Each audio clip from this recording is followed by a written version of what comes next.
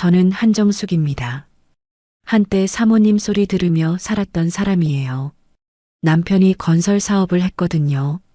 괜찮았습니다. 아니, 괜찮았다는 표현도 부족하죠. 좋았어요. 정말 좋았습니다. 그런데 하루아침에 모든 게 무너졌어요. 남편의 사업이 망했습니다. 보증을 잘못 썼고 거래처가 줄줄이 부도를 냈죠. 집은 경매로 넘어갔고 그나마 남은 전세금도 빚을 갚는데 다 쓰였습니다. 친구들은 연락이 끊겼어요. 아니, 제가 먼저 끊었는지도 모르겠네요. 부끄러웠거든요. 남편은 그 충격을 이기지 못했습니다. 병원에 입원했고 석 달을 버티다 결국 세상을 떠났어요. 장례식장엔 사람이 별로 없었습니다. 빈소 앞에 혼자 앉아 있으니까 무섭더군요. 이제 정말 혼자구나 하는 생각이 들었어요. 그렇게 60 중반의 나이에 저는 다시 일을 시작했습니다. 가정부였어요. 처음엔 손이 떨렸습니다. 남의 집 현관문을 열고 들어가는 게 이렇게 무서운 일인지 몰랐어요.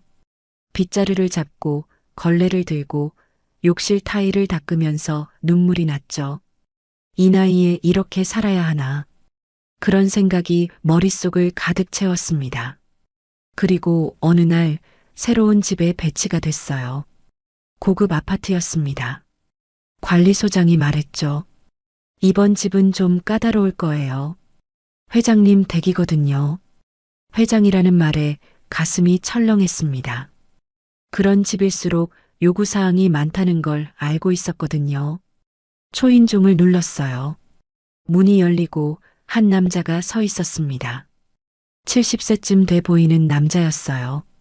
키는 크고 얼굴엔 주름이 깊게 패여 있었죠. 표정은 무뚝뚝했습니다. 들어오세요. 짧은 말 한마디였어요. 인사를 받은 건지 명령을 들은 건지 구분이 안 됐습니다. 집안은 넓었어요. 그런데 어딘가 쓸쓸했습니다. 가구는 고급스러웠지만 사람 냄새가 나지 않았어요. 액자도 없고 사진도 없고 그저 정리만 잘 돼 있는 공간이었죠. 마치 호텔 같았습니다. 최도연 회장님은 저를 거실로 안내하고 나서 말했어요. 규칙이 있어요. 도연 회장님은 천천히 말했습니다. 식탁 위 컵은 반시계 방향으로 놓아요. 신문은 아침 6시 반까지 현관에 두고 커피는 연하게 타주세요. 저는 고개를 끄덕이며 듣고 있었습니다. 목소리엔 감정이 없었어요. 기계처럼 정확했죠. 그리고 말은 꼭 필요할 때만 하세요. 그 말에 숨이 막혔습니다. 필요할 때만 말을 하라니. 저는 이미 말이 많은 사람이 아니었지만 그렇게 선을 긋는 말을 들으니까 가슴이 답답했어요. 알겠습니다. 저는 짧게 대답하고 일을 시작했습니다. 도연 회장님은 아침 6시에 일어났어요. 정확했습니다. 딱 6시가 되면 침실 문이 열리고 욕실로 들어가는 소리가 났죠. 샤워를 하고 나와서 정장을 입고 서재로 들어갔습니다. 저는 그 사이에 식탁을 준비했어요. 토스트 2장, 스크램블 에그, 연한 커피 1잔. 도연 회장님은 아침을 먹을 때도 말이 없었습니다. 신문을 보며 커피를 마시고 접시를 밀어두고 일어섰어요. 수고하세요. 그 한마디만 남기고 현관으로 향했죠. 문이 닫히는 소리가 들렸습니다. 그리고 저는 혼자 남았어요. 설거지를 하면서 생각했습니다. 이 사람은 외롭구나. 집은 넓지만 텅 비어 있고 말은 적고 표정도 없어요. 돈은 많겠지만 행복해 보이진 않았습니다. 그런 생각을 하니까 조금은 마음이 편해졌어요. 나만 힘든 게 아니구나. 저 사람도 뭔가 잃고 살아가는 사람이구나. 그렇게 일주일이 지났습니다. 매일 같은 시간, 같은 일상이 반복됐어요. 저는 조용히 청소를 하고 밥을 준비하고 설거지를 했습니다. 도연 회장님은 여전히 말이 없었죠. 가끔 컵 위치가 틀렸어요 라거나 오늘 커피가 좀 진해요 같은 말만 했습니다. 그런데 이상했어요. 화가 나지 않았습니다. 오히려 그 말들이 익숙해졌어요. 저도 모르게 도연 회장님의 패턴을 읽게 됐죠. 커피를 어느 정도 연하게 타야 하는지, 신문을 어느 각도로 놓아야 하는지, 작은 것들이었지만 그걸 맞추는 게 싫지 않았습니다. 어느 날 오후였어요. 청소를 마치고 부엌에서 설거지를 하고 있는데 갑자기 도연 회장님이 부엌 문을 열고 들어왔습니다. 평소엔 서재에만 계시는 분인데 이상했죠. 물 한 잔 주세요. 저는 얼른 냉장고에서 생수를 꺼내 컵에 따라드렸어요. 도연 회장님은 물을 천천히 마시며 창밖을 보고 계셨습니다. 저는 조용히 설거지를 이어갔죠. 그런데 계속 그 자리에 서 계시는 거예요. 뭔가 할 말이 있으신가 싶었습니다. 하지만 먼저 물어볼 순 없었어요. 규칙을 어기는 거니까요. 그래서 그냥 일을 계속했습니다. 한참이 지나고 나서야 도연 회장님이 입을 열었어요. 오늘 날씨가 좋네요. 저는 손을 멈추고 고개를 들었습니다. 날씨 얘기라니. 이분이 그런 말을 할 줄은 몰랐어요. 네, 맞습니다. 햇살이 참 따뜻하네요. 제 대답에 도연 회장님은 작게 고개를 끄덕였습니다. 그리고 다시 조용해졌어요. 어색한 침묵이었지만 나쁘진 않았습니다. 오히려 뭔가 달라진 느낌이었어요.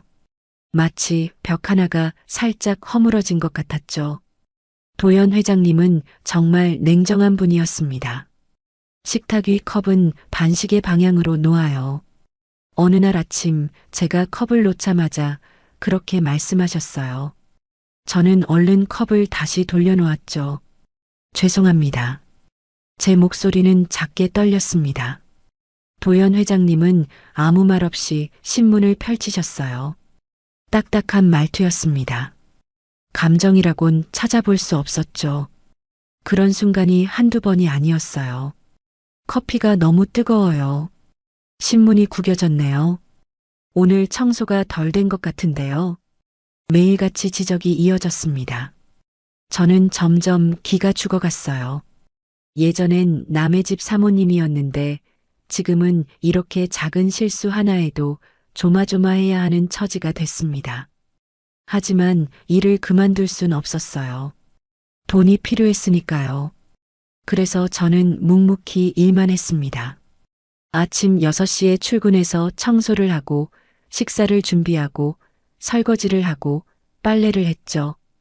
도연 회장님이 뭐라 하든 고개만 숙이고 네 하고 대답했습니다. 감정을 드러내면 안 된다고 생각했어요. 여긴 일터니까요. 그런데 그날은 좀 달랐습니다. 점심 준비를 하다가 실수를 했어요.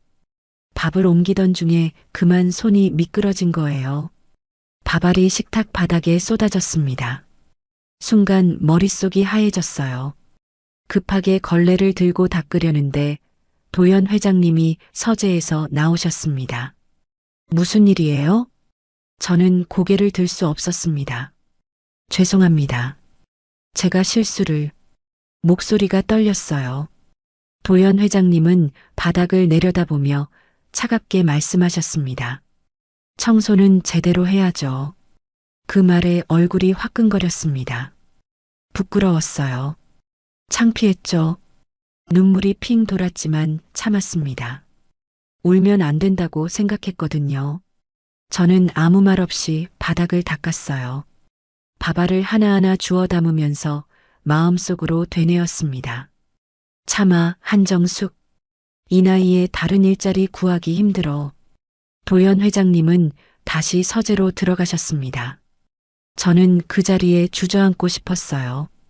하지만 그럴 수 없었죠. 일을 마저 해야 했으니까요. 점심을 다시 차리고 설거지를 하고 청소를 마쳤습니다. 오후 내내 마음이 무거웠어요. 계속 그 말이 귓가에 맴돌았습니다. 청소는 제대로 해야죠. 저는 제대로 못하는 사람인가요? 그런 생각이 들었습니다. 예전엔 남편이 잘 나갔고 저도 대접받으며 살았어요. 그런데 지금은 이렇게 작은 실수에도 혼이 나는 처지가 됐죠. 인생이 참 야속하다는 생각이 들었습니다. 저녁 6시가 됐어요. 퇴근 시간이었습니다. 저는 가방을 챙기고 현관으로 향했어요. 빨리 집에 가고 싶었습니다. 오늘 하루는 정말 힘들었거든요. 현관문 손잡이를 잡는데 뒤에서 목소리가 들렸습니다. 잠깐만요. 도연 회장님이었습니다. 저는 깜짝 놀라 돌아봤어요. 회장님은 손에 뭔가를 들고 계셨죠. 가까이 다가오시더니 그걸 제게 내미셨습니다. 컵라면이었어요. 저녁은 먹었어요? 그 말에 저는 멍하니 서 있을 수밖에 없었습니다. 저녁을 먹었냐니요. 아침에 그렇게 차갑게 말씀하시던 분이 지금 제 저녁을 걱정하고 계신 건가요? 아직입니다만. 그럴 줄 알았어요. 이거 드세요. 도연 회장님은 컵라면을 제 손에 쥐어주셨습니다. 따뜻했어요. 아까 끓는 물을 부으신 것 같았죠. 김이 모락모락 올라왔습니다. 저는 그 라면을 들고 회장님을 올려다 봤어요. 오늘 많이 놀라셨죠? 도연 회장님이 말씀하셨습니다.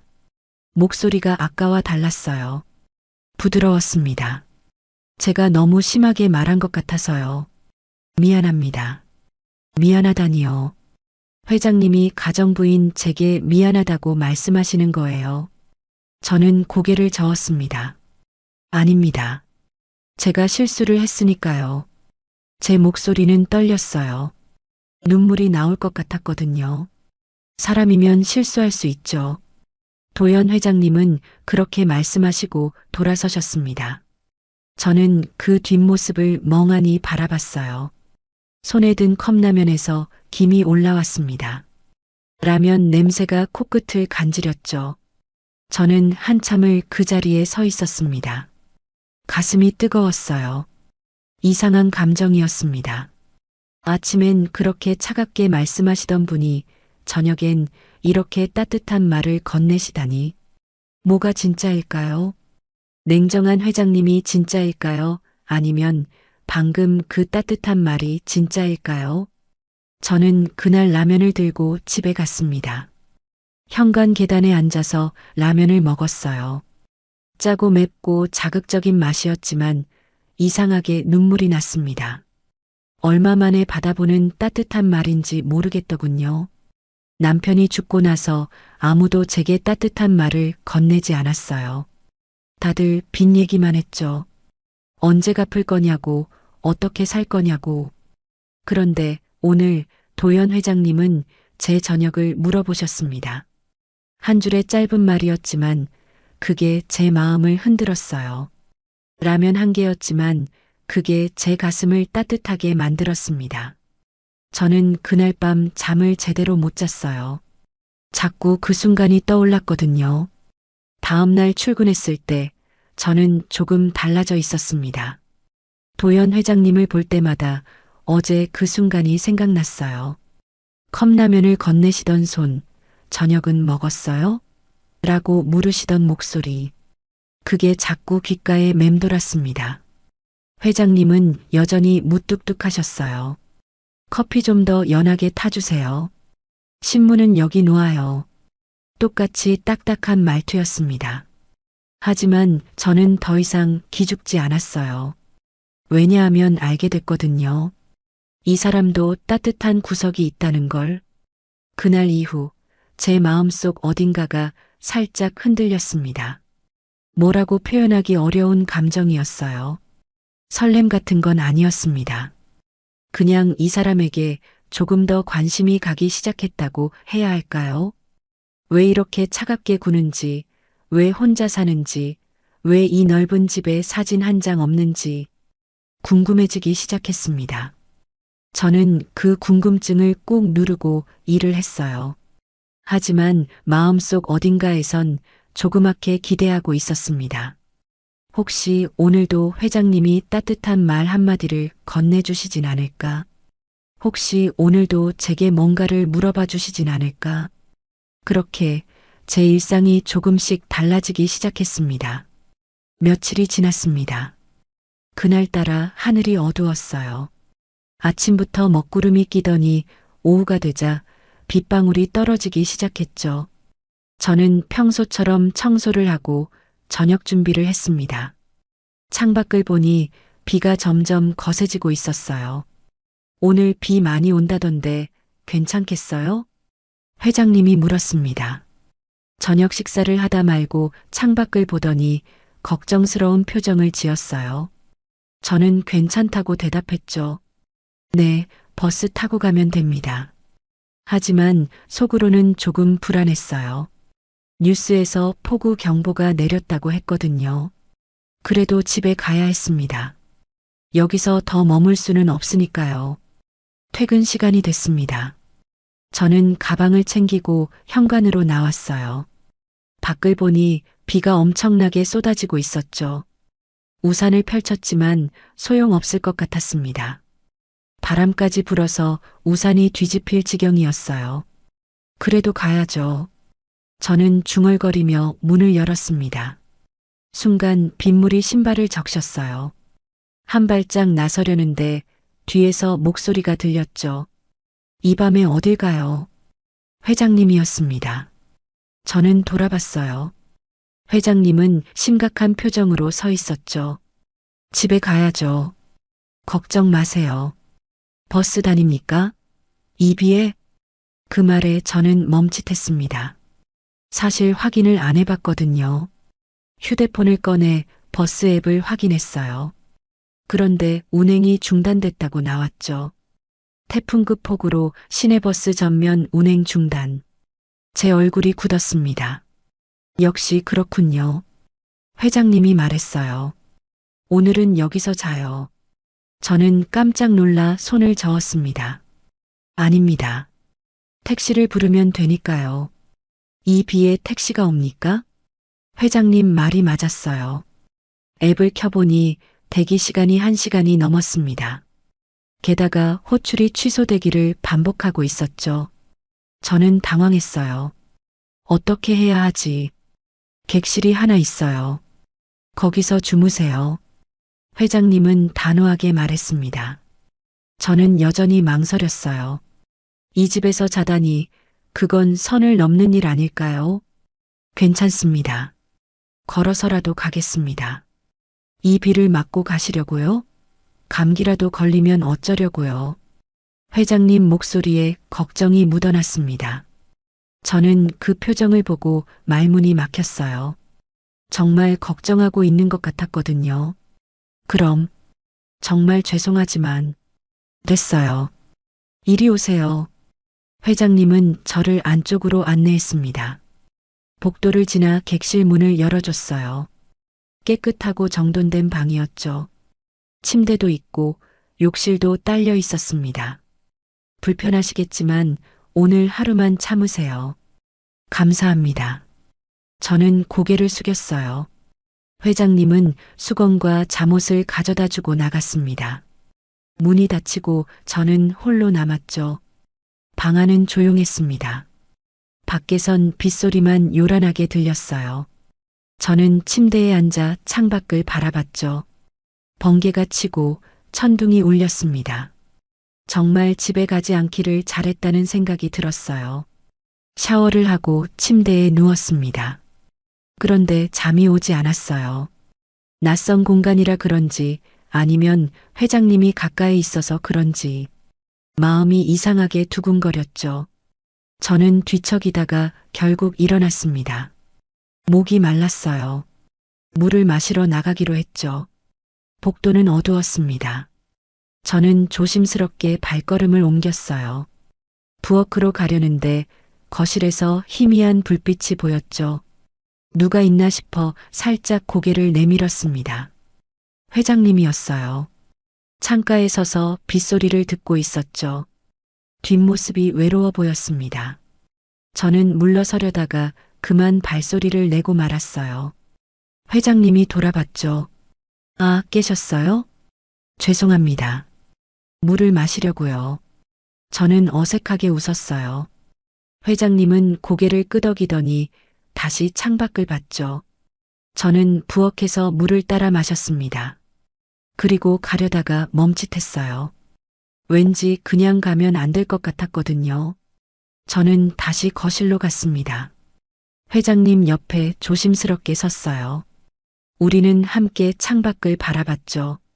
빗줄기가 유리창을 때리고 번개가 하늘을 가르고 있었습니다. 이런 밤엔 생각이 많아져요. 회장님이 말했어요. 저는 조용히 물었습니다. 무슨 생각을 하세요? 회장님은 한참을 말이 없었어요. 그러다 천천히 입을 열었죠. 인생이요. 인생이요? 네. 이렇게 비가 오는 날이면 지나온 날들이 떠올라요. 뭘 위해 살았나 싶더군요. 그 말에 저는 가슴이 철렁했습니다. 회장님의 목소리가 너무 쓸쓸했거든요. 성공하셨잖아요. 제가 말했어요. 회장님은 쓸쓸하게 웃었습니다. 성공이요? 돈을 많이 버는 게 성공입니까? 그게 성공 아닌가요? 돈이 많아도 행복한 건 아니더군요. 그 말에 저는 할 말을 잃었어요. 회장님은 계속 말했죠.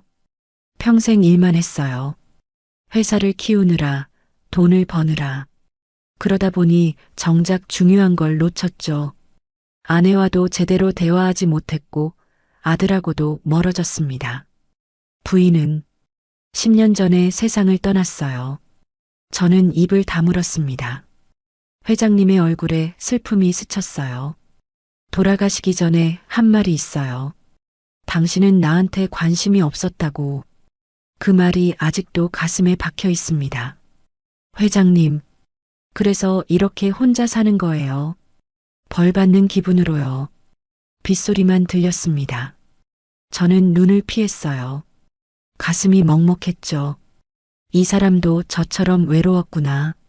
이 사람도 상처를 안고 살아가고 있구나. 저도 혼자예요. 제가 말했습니다. 회장님이 저를 봤어요. 남편이 세상을 떠나고 혼자 살고 있어요. 외롭죠? 정말 외롭습니다. 그랬군요. 근데 말씀 들으니까 저만 힘든 게 아니구나 싶네요. 회장님은 작게 웃었어요. 우린 비슷한가 봐요. 그런가 봅니다. 우리는 한동안 말없이 서 있었습니다. 빗소리가 우리 사이를 채웠어요. 창밖으론 비가 계속 내렸고 우리는 그 빗소리를 함께 들었죠. 그날 밤 뭔가 달라졌습니다. 보이지 않는 선 하나가 조용히 사라진 것 같았어요. 우리는 더 이상 회장과 가정부가 아니었죠. 그냥 외로운 두 사람이었습니다.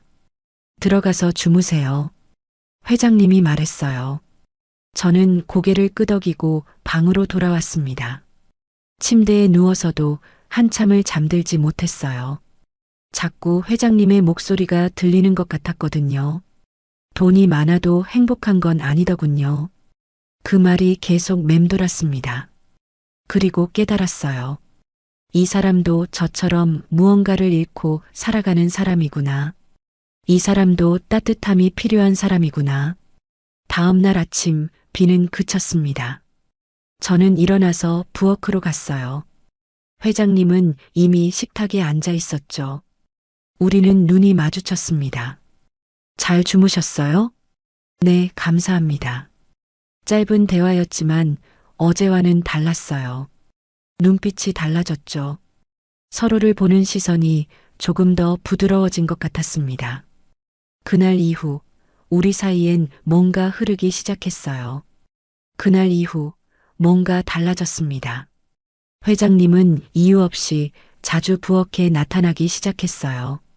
예전엔 서재에만 계시던 분인데 이젠 제가 요리를 할 때마다 슬쩍 문을 열고 들어오셨죠. 오늘은 뭘 끓이나요? 어느 날 점심 준비를 하는데 회장님이 물었습니다. 저는 냄비를 저으며 대답했어요. 된장찌개요. 회장님 좋아하시잖아요. 제가 좋아하는 걸 알고 계셨어요? 회장님이 살짝 놀란 표정을 지었습니다. 저는 웃으며 고개를 끄덕였죠. 매번 국그릇을 깨끗이 비우시잖아요. 그걸 보면 알죠. 그걸 보셨군요. 회장님은 작게 웃었어요. 그 웃음이 참 따뜻해 보였습니다. 우리는 그렇게 자연스럽게 대화를 나눴죠. 젊을 땐 밥상 앞에서 웃은 적이 없어요. 회장님이 갑자기 중얼거렸습니다. 저는 손을 멈추고 회장님을 봤어요. 왜요? 늘 바빴으니까요. 밥도 빨리 먹고 회사 가야 했고, 집에 오면 피곤해서 말도 없이 먹었죠. 그러다 보니 밥상이 즐거운 자리가 아니더군요. 그 말이 가슴에 와닿았습니다. 저도 그랬거든요. 남편이 사업하느라 바쁠 때 저희도 말없이 밥만 먹었어요. 이제는 웃으셔도 돼요. 제가 말했습니다. 회장님은 저를 보더니 천천히 고개를 끄덕였어요. 그래요. 이제는 웃어도 되겠네요. 그 순간 우리 사이엔 미묘한 온기가 흘렀습니다. 말로 표현할 수 없는 따뜻함이었어요. 마치 오래된 친구처럼, 아니 그 이상의 뭔가가 느껴졌죠. 하지만 따뜻한 순간은 오래가지 않았습니다. 며칠 후 관리소장을 만났어요. 우편물을 받으러 관리실에 갔는데 소장이 저를 불러 세웠습니다. 정숙 씨, 잠깐 얘기 좀 할까요? 불길한 예감이 들었어요. 소장의 표정이 심각했거든요. 네, 무슨 일이세요? 요즘 회장님이랑 너무 가깝게 지내는 거 아니에요? 그 말에 제 얼굴이 굳었습니다. 가슴이 철렁했어요. 무슨 말씀이신지 다른 입주민들이 얘기하더군요. 밤늦게까지 불이 켜져 있다고, 회장님이 정숙 씨한테만 웃는다고. 소장의 말이 칼처럼 날카로웠습니다. 저는 할 말을 잃었어요. 저는 그냥 일을 할 뿐입니다. 알아요. 하지만 소문이 좋지 않아요. 조심하세요. 관리실을 나왔을 때 다리에 힘이 풀렸습니다. 소문이라니. 사람들이 저와 회장님을 그렇게 보고 있었다니. 부끄러웠어요. 창피했죠. 집으로 돌아가는 내내 머릿속이 복잡했습니다. 일을 그만둘까? 그런 생각이 들었어요. 이렇게 소문이 나면 회장님한테도 피해가 가잖아요. 저 때문에 회장님이 욕먹으면 안 되죠. 그날 저녁 저는 평소보다 조용했습니다. 저녁 준비를 하면서도 말이 없었고 식탁을 차릴 때도 고개를 들지 않았어요. 회장님과 눈을 마주치기가 두려웠거든요. 오늘 표정이 왜 그래요?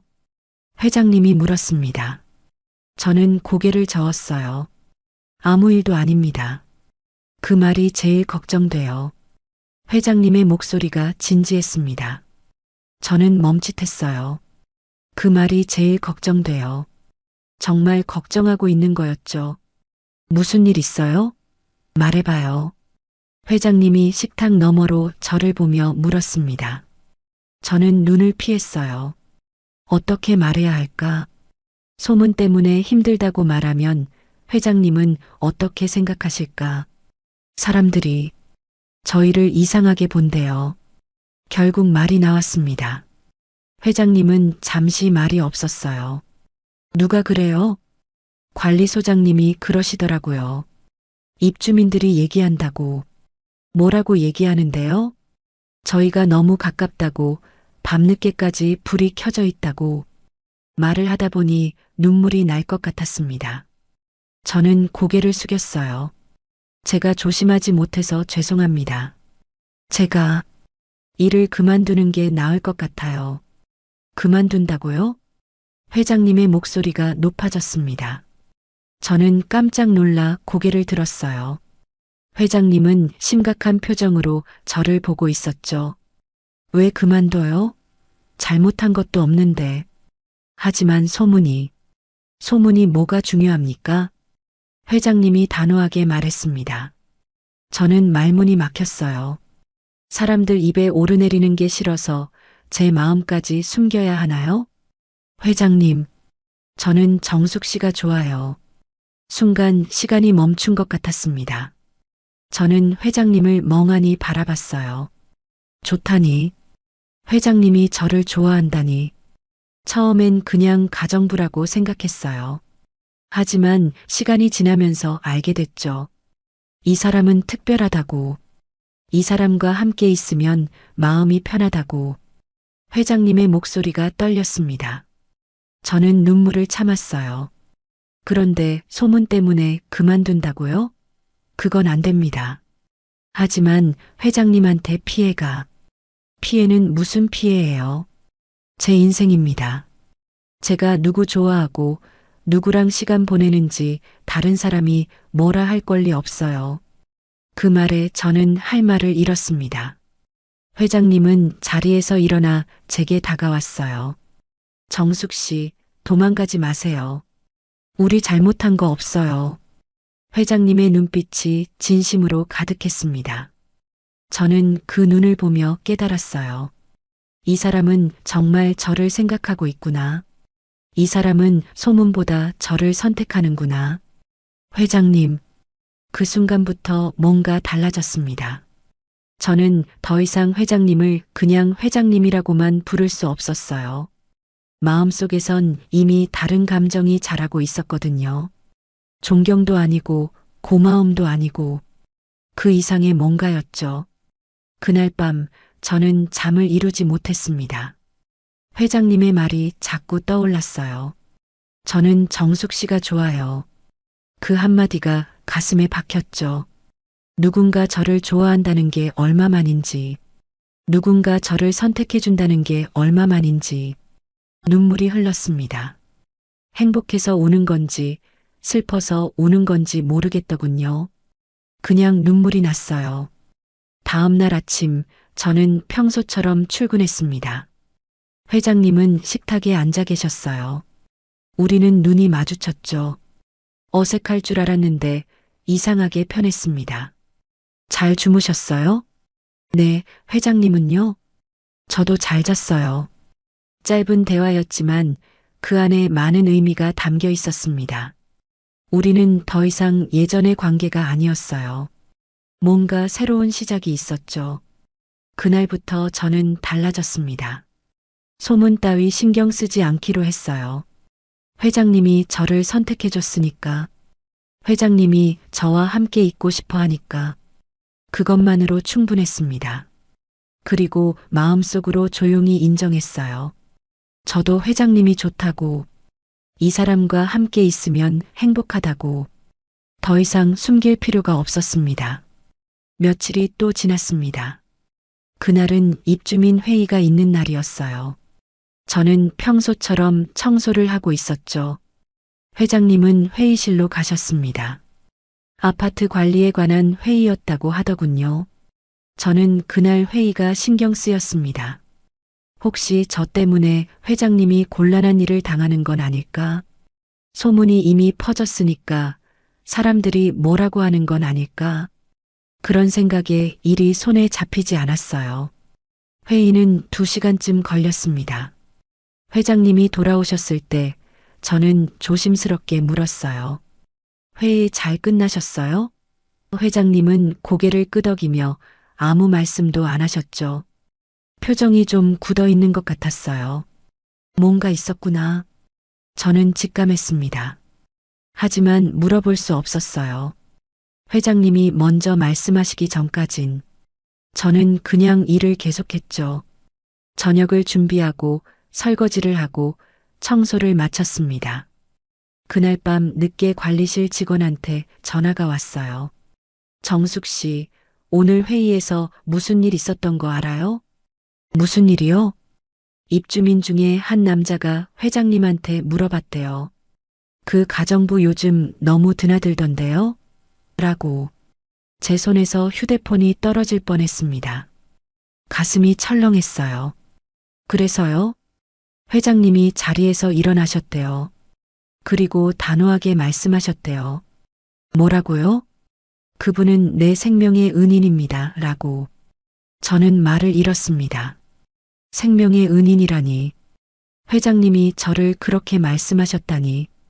다들 입을 다물었대요. 회장님 표정이 너무 진지하셨나 봐요. 그 뒤로 아무도 말을 못 꺼냈대요. 전화를 끊고 나서 한참을 멍하니 앉아 있었습니다. 눈물이 났어요. 회장님이 저를 지켜주신 거였죠. 사람들 앞에서 공개적으로 아무도 저를 함부로 말하지 못하게 선을 그으신 거였습니다. 생명의 은인이라니. 저는 회장님의 생명을 구한 적이 없어요. 그냥 밥을 해드리고 청소를 하고 말동무가 되어드렸을 뿐이에요. 그런데 회장님은 저를 생명의 은인이라고 말씀하셨습니다. 가슴이 뜨거웠어요. 고마웠죠. 그리고 미안했습니다. 다음날 출근했을 때 저는 회장님께 말씀드렸어요. 어제 회의 얘기 들었습니다. 회장님은 신문을 보다 말고 저를 봤어요. 누가 그러던가요? 관리실에서 전화 왔어요. 쟤 때문에 곤란하신 거 아니에요? 곤란하다니요. 사실을 말했을 뿐입니다. 회장님은 담담하게 말씀하셨습니다. 저는 눈시울이 뜨거워졌어요. 생명의 은인이라고 하셨다면서요. 제가 뭘 그렇게... 당신이 없었으면 저는 지금도 그 텅 빈 집에서 혼자 죽은 듯이 살고 있을 겁니다. 회장님의 목소리가 진지했습니다. 저는 고개를 숙였어요. 당신은 제게 삶의 이유를 준 사람이에요. 아침에 일어나는 이유, 밥을 먹는 이유, 웃는 이유. 그게 다 당신 때문입니다. 그러니 생명의 은인이 맞죠. 더 이상 참을 수 없었습니다. 저는 눈물을 흘렸어요. 회장님은 조용히 기다려 주셨죠. 그날 저녁이었습니다.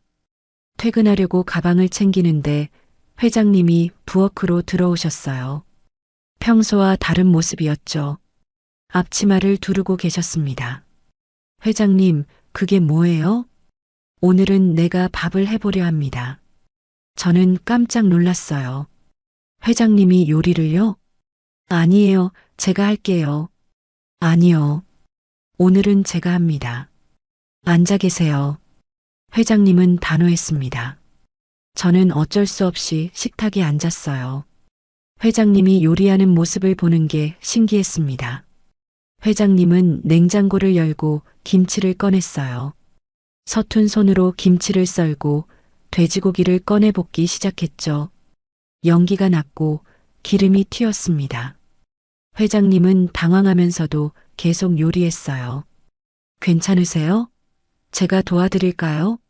아니요, 괜찮아요. 이 정도는 할 수 있어요. 하지만 괜찮지 않아 보였습니다. 김치찌개 국물이 너무 짜 보였고 고기는 좀 탄 것 같았어요. 그래도 회장님은 열심히 끓이셨죠. 30분쯤 지났을까요? 회장님이 김치찌개를 식탁에 올렸습니다. 김이 모락모락 나는 뚝배기였어요. 보기엔 좀 이상했지만 그래도 정성이 느껴졌죠. 맛은 없을 거예요. 그래도 마음은 진심입니다. 회장님이 쑥스러운 듯 말씀하셨습니다. 저는 숟가락을 들고 국물을 떠먹었어요. 짰습니다. 정말 짰어요. 그리고 약간 탔죠. 하지만 눈물이 났습니다. 누가 나한테 밥을 해준 게 언제였는지 모르겠어요. 제 목소리가 떨렸습니다. 남편이 죽고 나서 아무도 제게 밥을 해준 적이 없었어요. 혼자 먹고, 혼자 치우고, 혼자 살았죠. 그런데 오늘 회장님이 제게 밥을 해주셨습니다. 맛없죠? 아니에요. 맛있어요. 정말 맛있습니다. 저는 눈물을 삼키며 계속 먹었어요. 짜고 탔지만 그게 중요하지 않았습니다. 누군가 저를 위해 시간을 들였다는 게, 누군가 저를 생각하며 요리했다는 게 중요했죠. 회장님도 같이 드셨어요. 우리는 말없이 식사를 했습니다. 뚝배기가 바닥을 드러냈을 때 회장님이 조용히 말씀하셨어요. 이제 우리 사이엔 어떤 선도 없어요. 저는 고개를 들어 회장님을 봤습니다. 회장님도 저를 보고 있었어요. 더 이상 회장과 가정부가 아니에요. 우린 그냥 서로를 아끼는 사람입니다. 그 말에 제 가슴이 터질 것 같았습니다. 저도 알고 있었어요. 우리 사이가 이미 선을 넘었다는 걸, 더 이상 일하는 관계가 아니라는 걸. 저도요. 제가 작게 말했습니다. 회장님은 미소 지었어요. 뭐가요? 저도 회장님을 그렇게 생각해요. 아끼는 사람이요. 아니, 사실은 아끼는 것 이상이었습니다. 하지만 그 말은 아직 할 수 없었어요. 너무 빠른 것 같았거든요. 회장님은 천천히 손을 뻗어 제 손을 잡았습니다. 처음으로 손을 잡았어요. 따뜻했습니다. 회장님의 손은 제 손보다 컸고 거칠었죠. 하지만 그 온기가 참 좋았어요. 정숙 씨, 네. 이제 사람들이 뭐라고 하든 신경 쓰지 마세요. 저는 당신 편입니다. 그 말이 제 마음을 울렸습니다. 저는 눈물을 참으며 고개를 끄덕였어요. 그날 밤 저는 집에 돌아가지 않았습니다.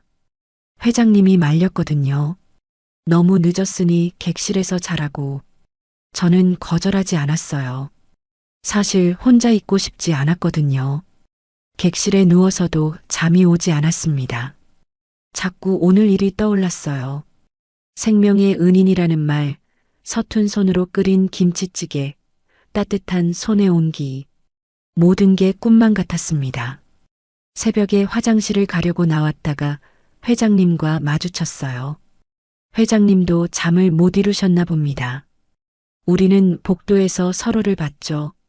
말은 없었지만 눈빛으로 많은 걸 나눴습니다. 잘 주무세요. 회장님도요. 짧은 인사였지만 그 안에 많은 의미가 담겨 있었어요. 우리는 이제 돌이킬 수 없는 강을 건넜습니다. 더 이상 예전으로 돌아갈 수 없었죠. 그리고 저는 그게 전혀 두렵지 않았습니다. 며칠 후였습니다. 그날 아침 회장님은 평소보다 안색이 좋지 않았어요. 식사를 하시면서도 이마에 땀이 맺혀 있었죠. 괜찮으세요? 얼굴이 안 좋아 보이는데요. 제가 걱정스럽게 물었습니다. 회장님은 손을 흔들며 괜찮다고 했어요. 그냥 좀 피곤한 것 같아요. 오늘 중요한 회의가 있어서요. 회의는 미루시는 게 어때요? 안 돼요. 중요한 건이라서요. 회장님은 고집을 부리셨습니다. 저는 불안했어요. 하지만 말릴 수가 없었죠. 회장님은 곧 외출 준비를 하고 나가셨습니다. 저녁엔 일찍 들어올게요. 걱정 마세요. 그 말을 남기고 문을 닫으셨어요. 저는 창밖으로 회장님이 차를 타는 모습을 봤습니다. 왠지 불길한 예감이 들었어요. 오후 2시쯤이었을까요? 휴대폰이 울렸습니다. 모르는 번호였어요. 받자마자 급한 목소리가 들렸죠. 정숙 씨 맞으시죠? 저 관리소장입니다. 큰일 났어요. 무슨 일이세요? 회장님이 회의 중에 쓰러지셨대요. 지금 병원으로 이송됐습니다. 전화기를 떨어뜨릴 뻔했습니다. 쓰러지셨다니. 회장님이요. 어느 병원이요? 서울대병원이요. 빨리 가보세요. 저는 가방도 제대로 챙기지 못하고 뛰쳐나갔습니다. 택시를 잡아타고 병원으로 달려갔어요. 차 안에서도 가슴이 두근거렸죠. 제발, 제발 괜찮으시길. 병원에 도착했을 때 회장님은 응급실에 계셨습니다. 저는 응급실 앞에서 기다렸어요. 의사가 나올 때까지 1시간이 넘게 걸렸습니다. 그 시간이 정말 길게 느껴졌어요. 보호자 되시나요? 의사가 물었습니다. 저는 잠시 망설였어요. 보호자라고 할 수 있을까? 하지만 고개를 끄덕였죠. 네, 그렇습니다. 과로로 인한 일시적 쇼크 상태입니다. 며칠간 안정을 취하셔야 해요. 스트레스와 피로가 누적된 것 같습니다. 의사의 말에 안도했습니다. 큰 병은 아니구나. 하지만 걱정은 사라지지 않았어요. 지금 면회 가능한가요? 네, 일반 병실로 옮겼습니다. 3층 302호예요. 저는 서둘러 병실로 갔습니다. 문을 열자 침대에 누워 계신 회장님이 보였어요. 얼굴이 창백했습니다. 산소 마스크를 쓰고 계셨죠. 회장님, 제 목소리에 회장님이 눈을 뜨셨습니다. 저를 보더니 약하게 미소 지으셨어요. 왔어요? 걱정했잖아요. 아침에 안색이 안 좋다고 했는데. 저는 다가가 침대 옆에 앉았습니다. 회장님의 손을 잡았어요. 차가웠습니다. 손이 왜 이렇게 차가워요? 괜찮아요. 좀 쉬면 나아질 거예요. 하지만 괜찮아 보이지 않았습니다. 회장님은 피곤한 표정으로 누워 계셨어요. 저는 그 손을 꽉 잡았죠. 이 손 절대 놓지 애쓰게요. 그 말에 회장님이 저를 봤습니다. 눈빛이 흔들렸어요. 왜 그렇게까지? 회장님이 제 손 잡아주셨잖아요. 이제 제가 잡아드릴 차례예요. 회장님은 천천히 미소 지었습니다. 눈가에 눈물이 맺혔어요. 이젠 내 손도 누군가 잡아주네요. 그 말에 제 가슴이 무너졌습니다. 회장님도 외로웠구나. 평생 혼자 버텨왔구나. 이제야 누군가 손을 잡아준다는 게 이렇게 고마운 거구나. 저는 눈물을 흘렸습니다. 참으려고 했지만 참을 수 없었어요. 울지 마세요. 제가 괜찮다니까요. 괜찮지 않으세요? 이렇게 쓰러지시면 어떡해요? 미안해요. 걱정 끼쳐서. 회장님이 제 손을 꽉 쥐셨습니다. 그 온기가 조금씩 돌아오는 게 느껴졌어요. 이제 무리하지 마세요. 회의고 뭐고 다 필요 없어요. 건강이 먼저예요. 알겠어요. 당신 말 들을게요. 당신. 회장님이 저를 당신이라고 불렀습니다. 그 호칭이 낯설면서도 좋았어요. 그날부터 저는 병원에서 회장님을 간호했습니다. 낮엔 병실을 지키고 밤엔 간이 침대에서 잤어요. 회장님이 잠든 사이에도 손을 잡고 있었죠. 놓으면 안 될 것 같았거든요. 사흘째 되던 날 회장님의 안색이 많이 좋아졌습니다. 이제 많이 나으신 것 같아요. 제가 말했습니다. 회장님은 고개를 끄덕이며 저를 봤어요. 당신 덕분이에요. 제가 뭘 했다고요? 곁에 있어줬잖아요. 그것만으로도 큰 힘이 됐어요. 회장님의 말에 제 마음이 따뜻해졌습니다. 저도 회장님 곁에 있는 게 좋았거든요. 저도 회장님 곁에 있는 게 좋아요. 제가 말했습니다. 회장님은 제 손을 잡아 끌었어요. 제가 침대 가까이 다가갔죠. 정숙 씨. 네. 저 이제 알았어요. 뭐요? 사랑이 뭔지요. 그 말에 제 심장이 멈추는 것 같았습니다. 사랑이라니. 회장님이 사랑이라는 단어를 쓰셨어요. 평생 사랑 없이 살았어요. 아내하고도 사랑보단 의무였죠. 그런데 당신을 만나고 나서 알게 됐어요. 이게 사랑이구나. 회장님의 목소리가 떨렸습니다. 저는 눈물이 났어요. 저도요.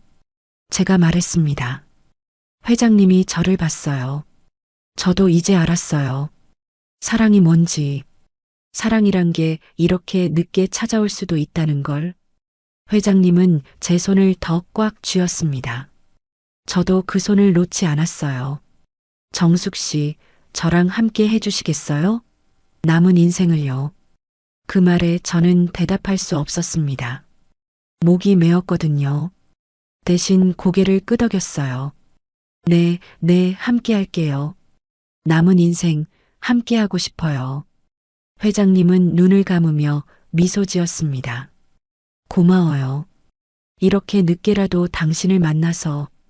저도 미소 지었어요. 눈물을 흘리면서요. 저도 감사해요. 회장님을 만나서. 우리는 한참을 그렇게 손을 잡고 있었습니다. 말은 없었지만 많은 걸 나눴어요. 사랑도, 다짐도, 앞으로의 시간도. 병실 창밖으로 햇살이 들어왔습니다. 따뜻한 햇살이었어요.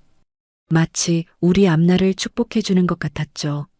저는 회장님의 손을 잡고 그 햇살을 바라봤습니다. 60 중반의 나이에 사랑을 알게 됐습니다. 늦었다고 생각할 수도 있어요. 하지만 저는 늦지 않았다고 생각해요. 지금이 딱 맞는 시간이었던 거죠. 우리가 만나기 위해 필요한 시간이었습니다. 일주일 후 회장님은 퇴원했습니다. 집으로 돌아오는 차 안에서 회장님이 말했어요. 이제 정말 건강 챙기며 살아야겠어요. 저는 고개를 끄덕였죠. 제가 챙겨드릴게요. 매일매일요. 그럼 당신은 매일 와야겠네요. 당연하죠. 매일 올 거예요. 아니, 사실은 더 자주 있고 싶었어요. 하루도 떨어지고 싶지 않았죠. 하지만 그 말은 아직 할 수 없었습니다.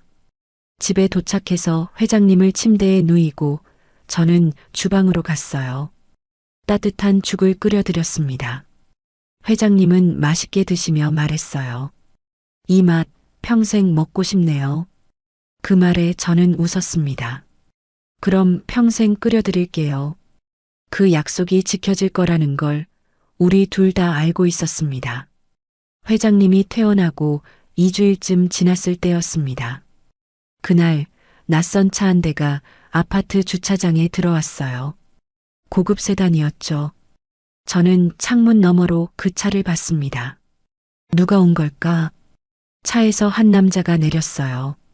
40대 초반으로 보이는 정장을 입은 남자였죠. 인상이 날카로웠습니다. 회장님과 닮은 구석이 있었어요. 아들이구나. 직감했죠. 초인종이 울렸습니다. 회장님이 문을 열었어요. 유진아, 왔구나. 역시 아들이었습니다. 최유진. 회장님의 장남이에요. 아버지, 안녕하세요. 유진은 차갑게 인사했습니다. 그러고는 저를 봤어요. 눈빛이 날카로웠죠. 실례지만 누구시죠? 저는 한정숙입니다. 회장님 댁에서 일하는. 아, 가정부시군요. 가정부라는 말에 힘이 들어가 있었습니다. 무시하는 어조였어요. 저는 고개를 숙였죠. 유진아, 그렇게 말하지 마라. 회장님이 아들을 나무랐습니다. 하지만 유진은 개의치 않는 표정이었어요. 아버지, 잠깐 얘기 좀 할까요? 둘이서요. 유진이 말했습니다. 회장님은 저를 봤어요. 저는 조용히 물러났죠. 부엌으로 가서 문을 닫았지만 목소리가 들렸습니다. 아버지, 소문 들었습니다. 무슨 소문? 가정부와 가깝게 지내신다고요. 입주민들 사이에 소문이 자자하더군요. 그래서 회장님의 목소리가 차가워졌습니다. 저는 부엌에서 숨을 죽이고 들었어요. 아버지, 가정부라니요. 체면이란 게 있잖아요. 체면. 그 단어가 가슴에 박혔습니다. 저는 체면을 깎아내리는 사람이었던 거죠. 체면이 뭐가 중요하냐? 아버지는 최도연 회장님이세요. 사람들이 뭐라고 하겠어요. 딸 나이도 안 되는 가정부와. 그만해. 회장님의 목소리가 단호했습니다. 하지만 유진은 멈추지 않았어요. 어머니가 돌아가신 지 겨우 10년이에요. 그런데 가정부와요? 저는 인정할 수 없습니다. 저는 가슴이 무너지는 것 같았어요. 어머니, 회장님의 돌아가신 부인. 저는 그분의 자리를 넘보는 사람이 된 거였죠. 사랑은 체면으로 하는 게 아닙니다. 회장님이 단호히 말했습니다. 사랑. 회장님이 아들 앞에서 사랑이라고 말씀하셨어요. 사랑이요? 아버지, 정신 차리세요. 그 여자가 뭘 노리는지. 그만해, 유진아. 회장님의 목소리가 높아졌습니다. 저는 더 이상 들을 수 없었어요. 부엌 문을 열고 나왔죠. 죄송합니다. 제가 말했습니다. 유진과 회장님이 저를 봤어요. 제 때문에 부자간에 싸우시는 것 같아서요. 제가 물러나겠습니다. 정숙 씨, 회장님이 저를 불렀지만 저는 고개를 숙였어요. 유진 씨 말이 맞습니다. 저는 가정부일 뿐이에요. 분수를 모르고 있었네요. 정숙 씨, 그런 말 하지 마세요. 죄송합니다, 회장님. 오늘로 그만두겠습니다. 저는 가방을 챙겨 나왔습니다. 회장님이 제 팔을 잡았어요. 지금 뭐 하는 거예요? 보내주세요. 이게 맞는 거예요. 저는 눈물을 참으며 말했습니다. 유진은 팔짱을 끼고 저를 보고 있었어요. 차가운 눈빛이었죠. 정숙 씨, 제발. 죄송합니다. 저는 회장님의 손을 뿌리치고 나왔습니다. 뒤에서 회장님이 부르는 소리가 들렸지만 돌아볼 수 없었어요. 집에 돌아왔을 때 저는 한참을 울었습니다. 유진의 말이 계속 머릿속을 맴돌았어요. 가정부라니요. 체면이란 게 있잖아요. 그 말이 맞았습니다. 저는 회장님과 어울리지 않는 사람이었어요. 그날 밤 저는 편지를 썼습니다. 회장님께 죄송합니다. 그리고 감사합니다. 회장님 덕분에 저는 다시 살아났어요. 웃는 법을 배웠고 사랑이 뭔지 알게 됐죠. 하지만 이제 그만해야 할 것 같습니다. 당신을 욕보이기 싫어요. 사람들이 당신을 욕하는 걸 보고 싶지 않아요. 당신은 존경받아야 할 사람이에요. 저 때문에 상처받으면 안 됩니다. 이만 떠날게요. 부디 건강하세요. 행복하세요. 저는 영원히 회장님을 기억할 겁니다. 한정숙 올림. 편지를 쓰고 나니 눈물이 멈추지 않았습니다. 하지만 이게 맞는 선택이라고 생각했어요. 회장님을 위해서요. 새벽 5시쯤이었을까요? 문을 두드리는 소리가 들렸습니다. 누굴까? 이 시간에 저는 문을 열었어요. 회장님이 서 있었습니다. 숨을 헐떡이고 있었어요. 뛰어오신 것 같았죠. 얼굴엔 땀이 흐르고 있었습니다. 회장님, 어떻게? 편지 받았어요. 회장님이 제 편지를 꺼냈습니다. 구겨진 편지였어요. 이게 무슨 소리예요? 떠난다니? 회장님, 이게 맞는 거예요. 저는 아니에요. 틀렸어요. 회장님이 제 손을 잡았습니다. 떨리는 손이었어요. 이제 내 인생은 세상보다 당신이 중요해요. 그 말에 제 눈물이 터졌습니다. 회장님은 계속 말했어요. 유진이가 뭐라고 하든 사람들이 뭐라고 하든 상관없어요. 내 인생이에요. 내가 선택하는 거예요. 하지만 아드님이 유진이는 제가 설득할 겁니다. 시간이 걸리더라도요. 그러니 떠나지 마세요. 회장님의 눈빛이 간절했습니다. 저는 고개를 저었어요.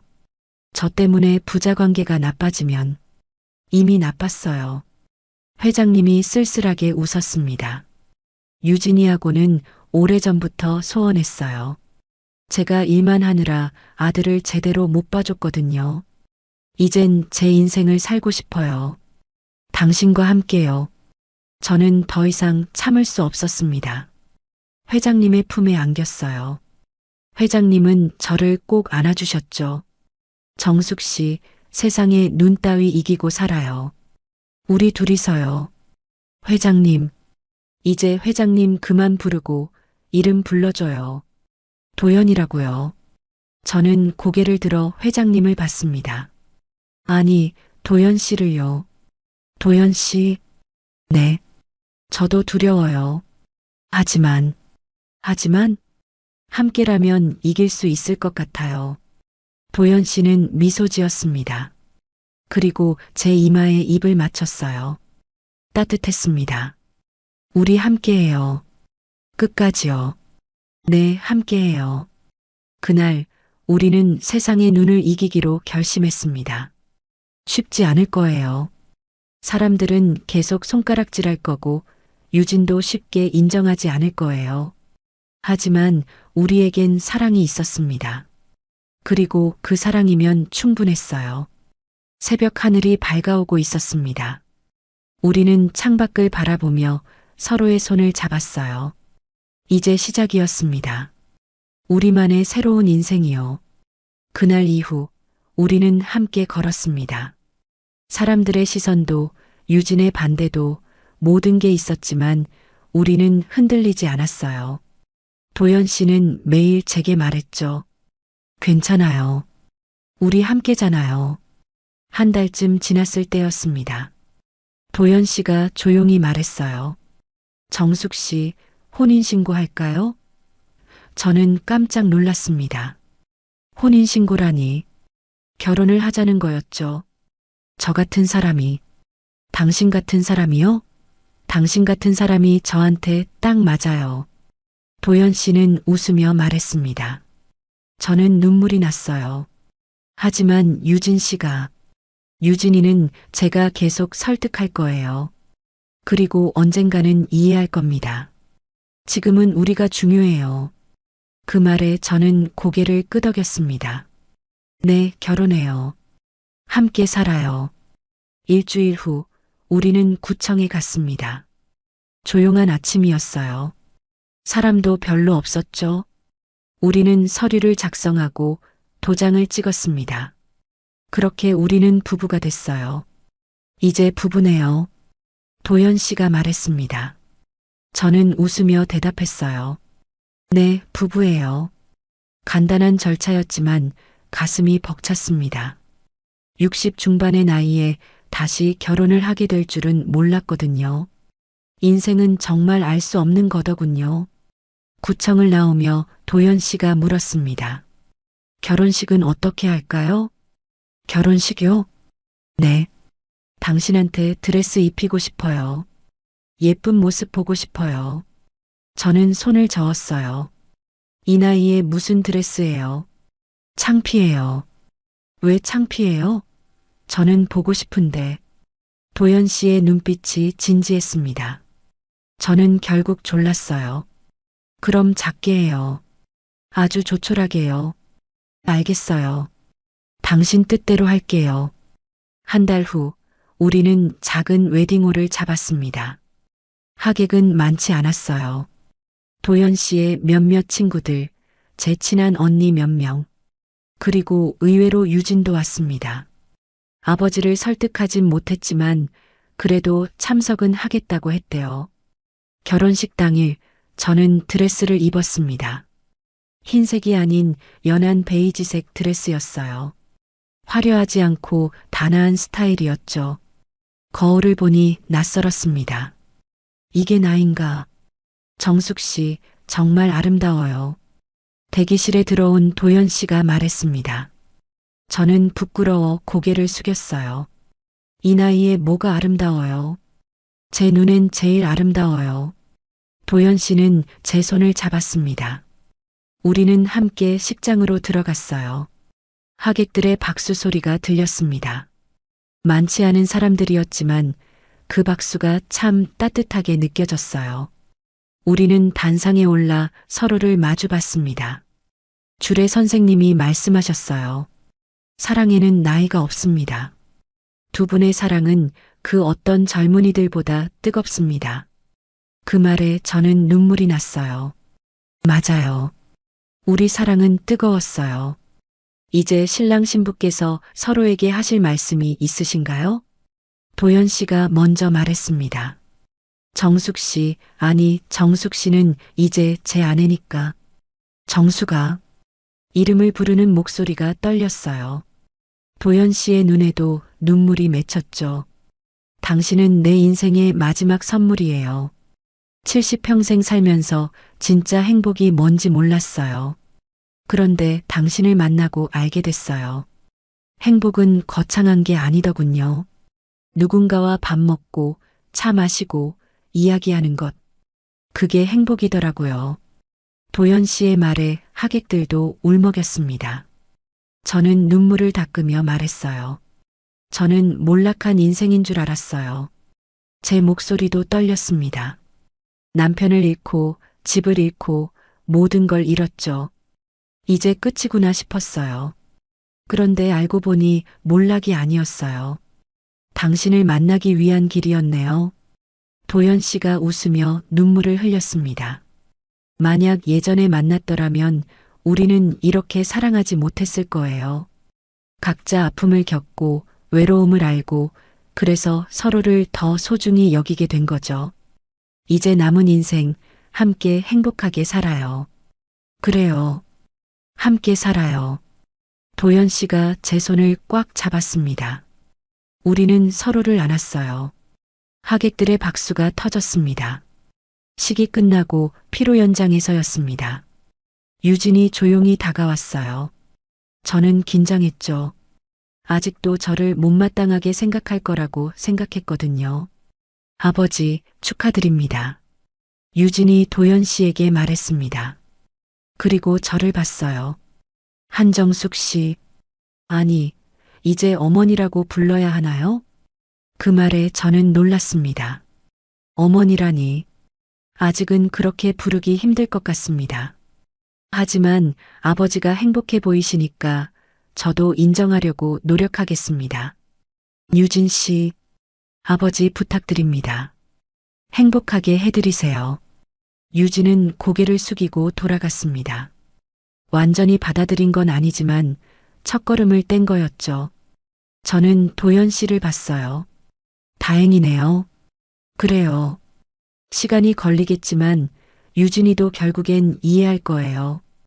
우리는 손을 잡고 하객들에게 인사를 했습니다. 모두가 축하해줬어요. 진심으로요. 저녁에 우리는 집으로 돌아왔습니다. 이제 제 집이기도 한 곳이었죠. 도연 씨가 말했어요. 이제 가정부가 아니라 주인이에요. 명심하세요. 네, 알겠어요. 저는 웃으며 대답했습니다. 하지만 여전히 낯설었어요. 주인이라니. 앉아 계세요. 제가 차 타올게요. 도연 씨가 부엌으로 갔습니다. 저는 거실에 앉아 주위를 둘러봤어요.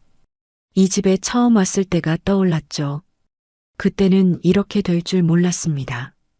회장님 댁 가정부로 왔던 제가 이제는 이 집의 안주인이 됐어요. 인생은 정말 신기한 거더군요. 도연 씨가 차를 가져왔습니다. 우리는 함께 차를 마시며 창밖을 봤어요. 달이 밝았습니다. 행복해요? 도연 씨가 물었습니다. 저는 고개를 끄덕였어요. 네, 정말 행복해요. 이런 날이 올 줄 몰랐어요. 저도 몰랐어요. 70에 이런 사랑을 하게 될 줄은요. 도연 씨가 제 손을 잡았습니다. 주름진 손이었지만 따뜻했어요. 우리 앞으로 얼마나 함께 할 수 있을까요? 제가 물었습니다. 도연 씨는 웃었어요. 그건 아무도 몰라요. 하지만 남은 시간이 하루든 10년이든 매일매일 행복하게 살면 되는 거 아닐까요? 맞아요. 매일매일 행복하게요. 우리는 창밖을 바라봤습니다. 두 사람은 그렇게 황혼의 문턱에서 가장 젊은 사랑을 완성했어요. 나이는 숫자일 뿐이었습니다. 중요한 건 마음이었죠. 우리는 60 중반이었지만 첫사랑하는 청춘처럼 설렜어요. 70이었지만 20살처럼 두근거렸죠. 그게 사랑이었습니다. 정수가, 네, 사랑해요. 저도 사랑해요, 도연 씨. 우리는 서로를 안았습니다. 따뜻한 밤이었어요. 앞으로 얼마나 많은 밤을 함께할지 모르지만 하루하루가 소중할 거라는 걸 알았습니다. 인생의 후반부에 찾아온 사랑. 어쩌면 가장 아름다운 사랑일지도 몰라요. 젊을 때의 격정적인 사랑도 좋지만 성숙한 나이에 하는 사랑은 더 깊고 진했으니까요. 우리는 서로의 상처를 알았어요. 외로움도 아픔도요. 그래서 더 서로를 아꼈죠. 함부로 대하지 않았고 매 순간을 소중히 여겼습니다. 이제 우리의 새로운 시작입니다. 몰락에서 시작해 사랑으로 끝나는 이야기. 가정부와 회장의 신분을 넘어 한 남자와 한 여자로 사랑하게 된 이야기. 그게 바로 우리의 이야기였어요. 그리고 이 이야기는 아직 끝나지 않았습니다.